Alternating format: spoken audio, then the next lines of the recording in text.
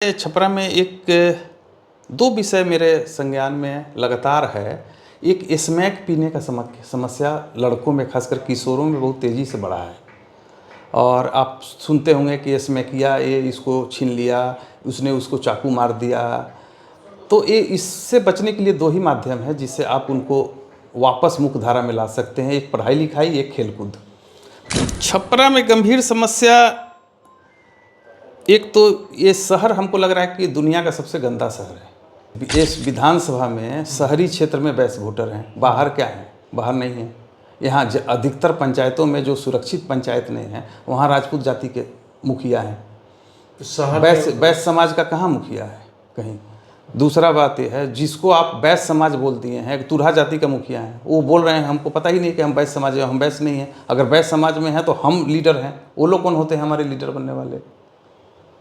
आप 56 जाति को जोड़ लिए हैं, ऐसे वैश्य समाज बन जाता है। बढ़ी वैश्य है, लोहार वैश्य है, प्रजापति कुम्हार वैश्य है। ऐसे ऐसे लोगों को आप जोड़ लिए हैं और ऐसे जोड़ लिए हैं व्यवसाय के नाम पर। तो फिर दूसरे जो दूध बेच रहा है, जो सब्जी बेच रहा है, वो वैश्य क्यों नहीं है? जो नमक बेच रहा है, नोनिया, वो वैश्य नहीं है? 2010 में सिग्रीवाल जी लड़े थे, 40,000 वोट से जीते थे। तो ये CN गुप्ता अगर बहुत मास वोटर हैं तो 7-8 हज़ार से क्यों जीत रहे हैं? तो ऐसे भी जाति पाति में विश्वास नहीं करते। हम तो बाकी सबको लेना चाहते हैं। यहाँ राजपूत समाज और वैश्य समाज के अलावा भी समाज है कि नहीं छपरा में? उस समाज का फिक्र कौन कर रहा है? जो लोग वैश्य समाज का दावा कर रहे हैं वो वैश्य समाज के लीडर हैं। हम तो सर्व समाज के लीडर हैं और हम सर्व समाज को साथ लेके चलना चाहते हैं। राजपूत समाज और कोई भी वैश्य समाज मुश्किल से 30-35% होंगे सब मिला के। बाकी 70% की चिंता कौन करेगा? 70% को जीने का हक और नेतृत्व करने का हक नहीं है कि नहीं छपरा में? एक तो इस शहर की सफाई व्यवस्था को दुरुस्त करने की ज़रूरत है। यहाँ भ्रष्टाचार बढ़ा है, बड़े बड़े हॉस्पिटल, बिल्डिंग, इंफ्रास्ट्रक्चर बन गए हैं, लेकिन वही भ्रष्टाचार सामने दिखाई दे रहा है। आपकी पार्टी का सरकार है, फिर भी दिखता है कि वो डेवलपमेंट होने के बाद बड़े हॉस्पिटल खुल गए, बड़े बड़े इंफ्रास्ट्रक्चर बन गए, हर चीज़ में बुनियादी तो बड़ी इंफ्रास्ट्रक्चर बन गए, लेकिन वो भ्रष्टाचार अभी भी व्याप्त है। न वंशवाद न जातिवाद, सिर्फ काम और सोच के डेवलपमेंट से छपरा का विकास करूँगा। जब पूरी दुनिया कोरोना से जूझ रही थी तब एक शख्स छपरा में चुपचाप लोगों की सेवा में जुटा था। उन्हें मास्क, सैनिटरी पैड, दवाइयाँ और इत्यादि सभी ज़रूरतमंद सामान उन तक पहुँचाता था। जब युवा भटकाव में थे तब उन्हें शिक्षा और खेल के माध्यम से उनको सही दिशा दे रहा था। नाम है शैलेंद्र शंकर, छपरा के भावी विधायक प्रत्याशी हैं और भाजपा के सक्रिय कार्यकर्ता हैं। बहुत बहुत स्वागत है आपका। धन्यवाद आपको भी संजीव जी। आपका शिक्षा और एजुकेशन, और कब भाजपा में आप सक्रिय कार्यकर्ता हुए? मेरी स्कूलिंग झारखंड में हुई, चूँकि बिहार और झारखंड दोनों एक साथ ही था। मेरे पिताजी वहीं नौकरी करते थे, तो झारखंड में स्कूल हुआ। कॉलेज मेरा देहरादून में, वहाँ एक DAV कॉलेज है, वहाँ से मैंने ग्रेजुएशन किया। फिर पोस्ट ग्रेजुएशन दिल्ली विश्वविद्यालय से किया।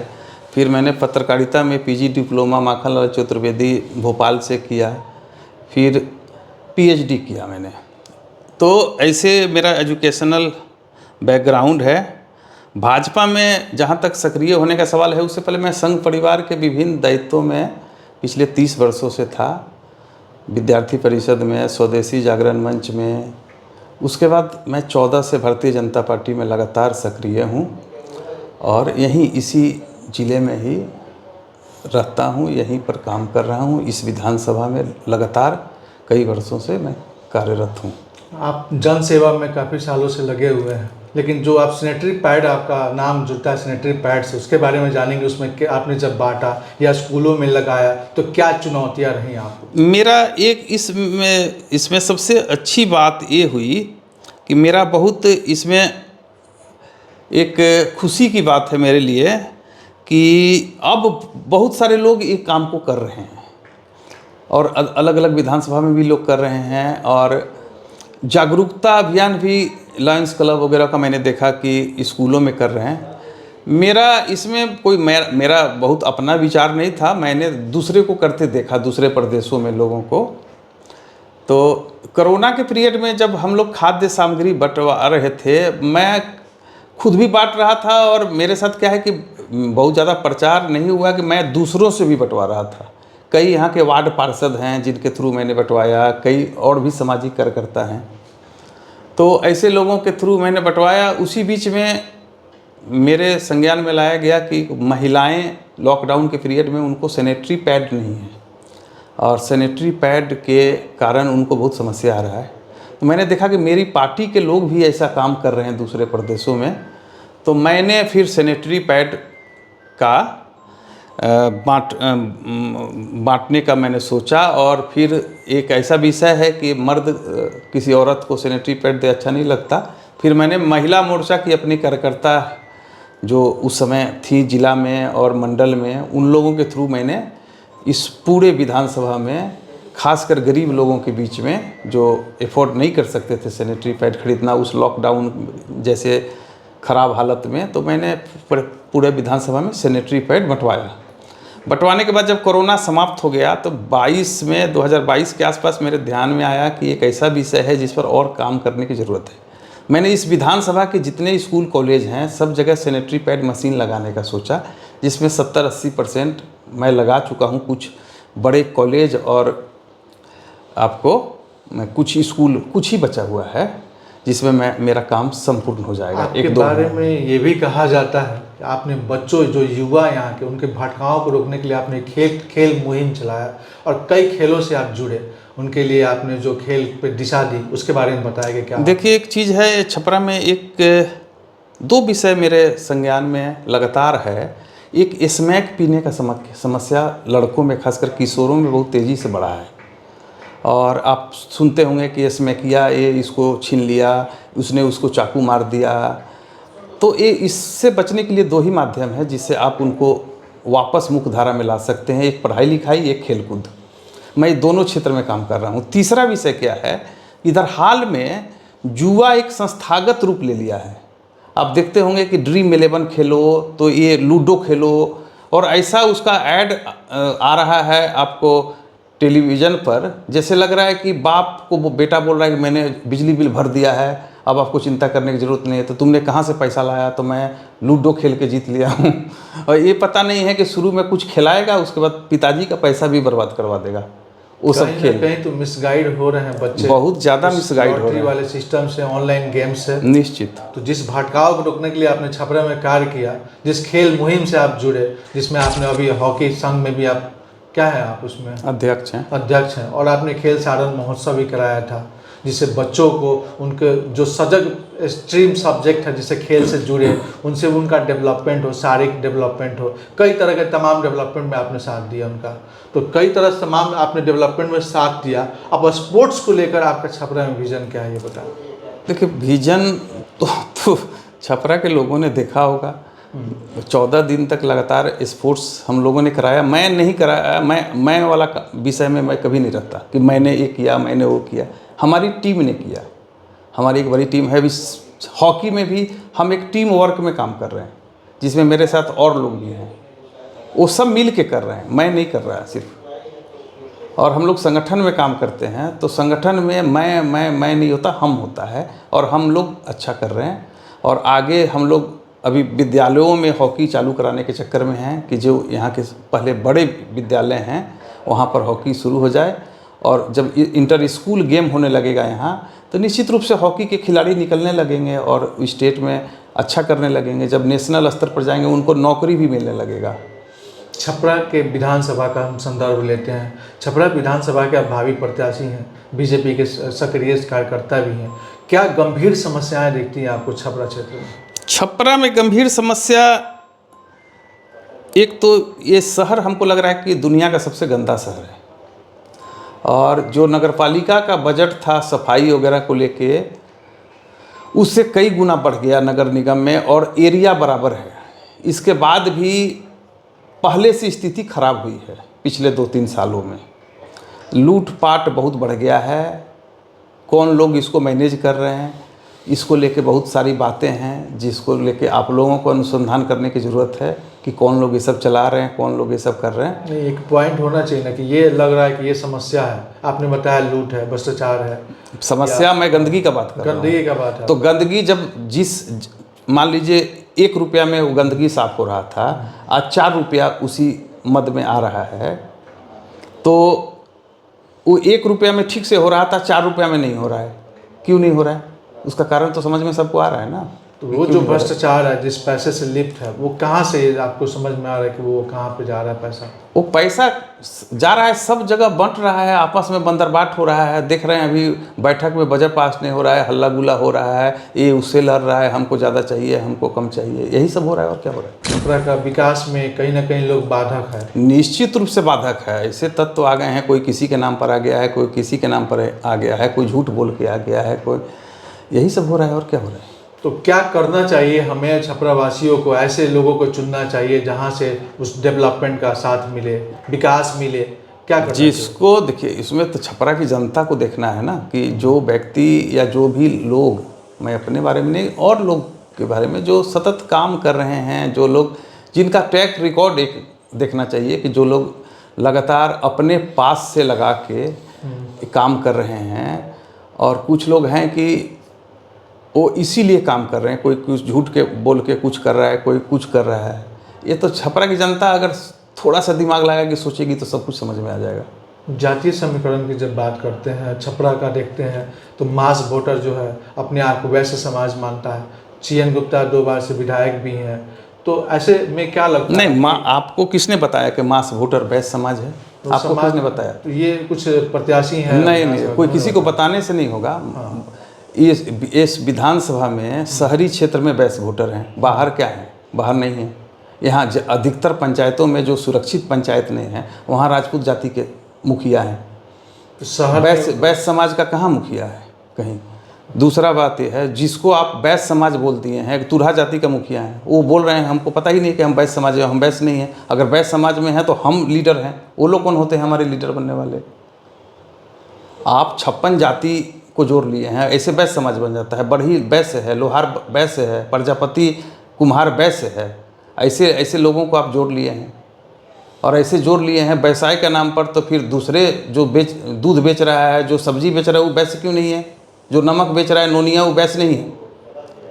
ऐसे मतलब अपने पॉलिटिकल एम्पावरमेंट करने के लिए अपने तोड़ मरोड़ के पेश करना और अपना एक लिस्ट बना लेना, ऐसे थोड़े होता है। अच्छा, मास वोटर क्या होता है? मास वोटर है तो आप विधानसभा में यहीं 2010 में सिग्रीवाल जी लड़े थे, 40,000 वोट से जीते थे। तो ये CN गुप्ता अगर बहुत मास वोटर हैं तो 7-8 हज़ार से क्यों जीत रहे हैं? वैश्य समाज प्रबल दावेदार बन रही है। बराबर जो है CN गुप्ता भी स्टैंड में है, राखी गुप्ता भी दिख रही हैं। ऐसे में कई तमाम चेहरे हैं, वो दिखाई दे रहा है। ऐसे में हमारे शैलेंद्र सेंगर क्या चाहते हैं कि वो एक और समाज से, राजपूत समाज से आते हैं, तो क्या राजपूत समाज से एक चेहरा दिखना चाहिए छपरा को? क्यों नहीं दिखना चाहिए? हम तो ऐसे भी जाति पाति में विश्वास नहीं करते, हम तो बाकी सबको लेना चाहते हैं। यहाँ राजपूत समाज और वैश्य समाज के अलावा भी समाज है कि नहीं छपरा में? उस समाज का फिक्र कौन कर रहा है?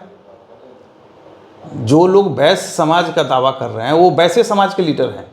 हम तो सर्व समाज के लीडर हैं और हम सर्व समाज को साथ लेके चलना चाहते हैं। इस जगह पर कोई भी राजपूत समाज और कोई भी वैश्य समाज मुश्किल से 30-35% होंगे सब मिला के। बाकी 70% की चिंता कौन करेगा? 70% को जीने का हक और नेतृत्व करने का हक नहीं है कि नहीं छपरा में? उन लोगों की कोई चिंता करेगा कि नहीं करेगा? अगर पार्टी आपको मौका देती है तो क्या गंभीर आपको लगता है चुनौती जिसको आप पार करना चाहेंगे? एक तो इस शहर की सफाई व्यवस्था को दुरुस्त करने की ज़रूरत है। यहाँ स्वास्थ्य व्यवस्था में थोड़ी सुधार करने की ज़रूरत है। यहाँ पठन पाठन और पढ़ाई लिखाई पर बहुत ज़्यादा फोकस कराने की ज़रूरत है। यहाँ कुछ अच्छे कॉलेज में बुनियादी सुविधाएं का घोर अभाव है, उस सबको ठीक करने की ज़रूरत है। बच्चे यहाँ से जो बड़े बड़े शहरों में पढ़ने जा रहे हैं, यहाँ कुछ अदर भी इंजीनियरिंग कॉलेज वगैरह, मेडिकल कॉलेज प्राइवेट भी आए, जिससे यहाँ के बच्चे यहीं रह के पढ़ सकें। तो ये सब चीज़ों को ठीक करने की ज़रूरत है। जिस तरह से भ्रष्टाचार बढ़ा है, बड़े बड़े हॉस्पिटल, बिल्डिंग, इंफ्रास्ट्रक्चर बन गए हैं, लेकिन वही भ्रष्टाचार सामने दिखाई दे रहा है। आपकी पार्टी का सरकार है, फिर भी दिखता है कि वो डेवलपमेंट होने के बाद बड़े हॉस्पिटल खुल गए, बड़े बड़े इंफ्रास्ट्रक्चर बन गए, हर चीज़ में बुनियादी तो बड़ी इंफ्रास्ट्रक्चर बन गए, लेकिन वो भ्रष्टाचार अभी भी व्याप्त है। भ्रष्टाचार व्याप्त है, ये इससे मैं इनकार नहीं कर रहा हूँ भ्रष्टाचार, लेकिन पहले की अपेक्षा सुविधाएं बढ़ी है। और व्यवस्था भी बनी है, पहले से बहुत अच्छा व्यवस्था है, लेकिन इसमें और सुधार की ज़रूरत है और हम लोग इसका प्रयास कर रहे हैं कि इसमें अच्छा और सुधार हो। उसी तरह शिक्षा की व्यवस्था भी सुधार हुई है। हम संपूर्ण सुधार कुछ भी का मतलब कोई मापदंड नहीं होता। हम लोग चाह रहे हैं कि जो व्यवस्थाएं हैं उससे और बेहतर व्यवस्था हम लोग बना के दें, यही हम लोग आशा कर रहे हैं और इसके लिए ही हम लोग काम करेंगे। जनता के बीच आप आ गए, चुनाव भी लड़ेंगे अगर भावी टिकट मिलता है तो जनता से क्या वादा करना देखिए, चाहिए? जनता के बीच में हम पहले भी थे, पिछली बार भी हम थे, पिछली बार हमको टिकट नहीं मिला। तो ऐसा नहीं है कि हम जनता के बीच में कहीं से नए आ गए हैं, हम जनता के बीच में पहले भी थे और पहले भी सबसे ज़्यादा काम किए थे, पहले भी हम सबसे ज़्यादा काम किए थे। आपको पता लगा लीजिएगा, पता होगा कि सबसे ज़्यादा हम काम के लिए किए थे। आप कोरोना का पीरियड बता रहे हैं ना, कोरोना चुनाव से पहले आया था जिसमें ये सब चीज़ें हुई थी। इतना मजबूत होने के बावजूद आपको टिकट नहीं मिलता है, इस बार आपकी दावेदारी मजबूत रूप से टिकट एक बार न मिला तो इसको नहीं कहा जा सकता है कि टिकट नहीं मिलता है। एक बार नहीं मिला, दूसरी बार मिल सकता है। तो वही उम्मीद हम जानना चाहते हैं कि जनता को उम्मीद आप क्या पूरी उम्मीद है कि पार्टी एक अपने कार्यकर्ता को टिकट देगी। जो लोग कभी कार्यकर्ता ही नहीं रहे वो लोग आके टिकट पा गए, जो कार्यकर्ता नहीं है अभी नया लोग आया है और कोरोना पीरियड के बहुत सारे नेता उभर गए हैं, तो वो लोग या अभी और नया आ गया है तो वो लोग में कुछ लोगों का कहना है कि वैश्य समाज हमारे यहाँ का मुख्य वोटर है, ऐसे लोग ऐसा आप यहीं के इस बात के काटे हैं। वैश्य समाज का गिनती भी कर लीजिएगा ना तो एक जाति से वो लोग कम होंगे, एक जाति से कम होंगे, उनकी संख्या कम होगी। और ये वेल नॉन फैक्ट है, ये कोई नया बात नहीं है। ये हवा खड़ा कर देना, बाकी सब अति पिछड़े जातियों को वैश्य समाज में शामिल करके अपना संख्या बताना, इससे नहीं होता है। जनता के बीच आखिरी संदेश आप देते जाइए कि क्या संदेश दीजिएगा जनता को, क्या आप बोलिएगा? मैं छपरा की जनता से यही कहना चाहता हूँ कि मैं विगत कई वर्षों से इस क्षेत्र में काम कर रहा हूँ और लगातार मैं आपकी सेवा में हूँ। विभिन्न माध्यमों से, चाहे खेल कूद के माध्यम से, पढ़ाई लिखाई के माध्यम से, पेड़ पौधों लगाने के माध्यम से, मैंने पिछले वर्ष 10,000 पौधे बच्चों को बांटा था, जिसमें 3-4 हज़ार पौधे बच्चों ने सुरक्षित कर लिया है, मतलब वो लग गया है। तो पर्यावरण के लिए, सैनिटरी पैड के स्वच्छता के लिए मैंने कई मेडिकल कैंप लगवाए हैं। ऐसे मैंने कई काम आपकी सेवा के लिए किया है। मैंने आपके लिए ई श्रम कार्ड और अन्य जो सुविधाएं सरकारी होती है उसकी कई कैंपें लगाया है। तो मैं लगातार आपके सेवा में एकमात्र व्यक्ति हूं जो कई वर्षों से हर तरह का काम कर रहा हूं। कोई एक काम नहीं कर रहा हूं कि किसी एक हॉस्पिटल का कोई प्रोजेक्ट ला के और उसको लगा के और मैं आपके बारे में बोलूं कि मैंने ये कर दिया है। विभिन्न स्तर के मैंने काम किए हैं और मैं आपका समर्थन चाहता हूं। आपके समर्थन से अगर मुझे मौका मिलता है तो मैं आपकी और अच्छी तरह से सेवा कर पाऊंगा। न वंशवाद न जातिवाद से काम और सोच के डेवलपमेंट से छपरा का विकास करूंगा। हमारे साथ बातचीत करने के लिए बहुत बहुत धन्यवाद आपका। धन्यवाद।